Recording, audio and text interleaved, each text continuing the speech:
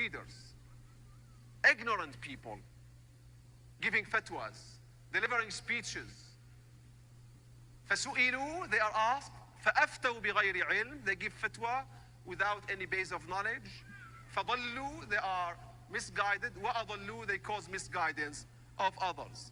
Isn't this our case in the West? Tell me, in modern societies, they calculate how much you need of every profession. Grocers, supermarkets, in modern words, how much you need dentists, how much you need clinics, how much you need in every town. Do Muslims calculate? Do we have any statistics how many imams we need in our Muslim cities now? Do we have any statistics how many teachers of fiqh we need? Do we have any statistics how many teachers of aqidah we need in our Muslim towns now?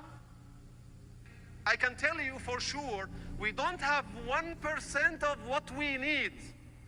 We don't have 1% of what we need in these fields and these areas. This is why we have people standing, giving fatwas, changing the deen.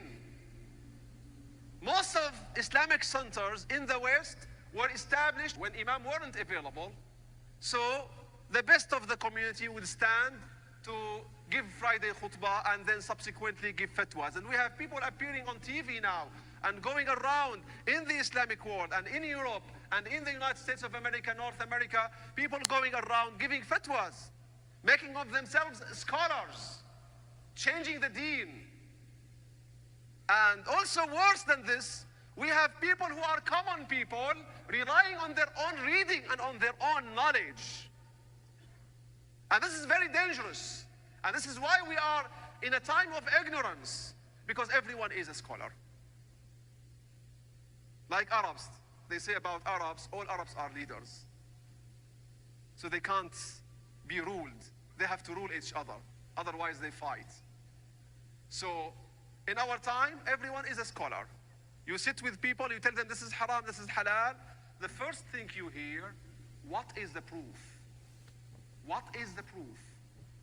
Believe me, for 1300 years, Muslims were coming to sheikhs, muftis, scholars, asking for what is halal and what is haram. No one asked for the proof. And the collections of fatwa are in front of you. Pick up Al-Fatawa Al-Hindiya in the Hanafi madhab. Pick up Fatawa Ibn Hajar Al-Haytami in the Shafi'i madhab.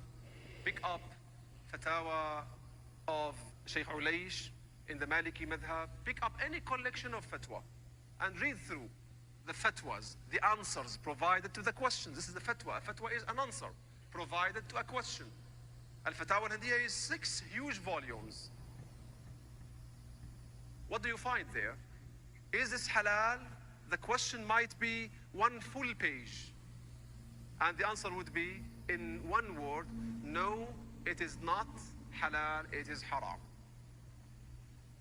The question might be 1 page, 2 pages sometimes. If the scholar wants to quote something, they would quote a text of the manual of fiqh. Because Ibn Abidin al-Shami said so and so, and in this book there is something, in that book there is something. They would never mention a verse of the Quran or a hadith of the Prophet sallallahu alaihi wasallam, the proof of the ruling. Why? Because it's not your job to understand the proof.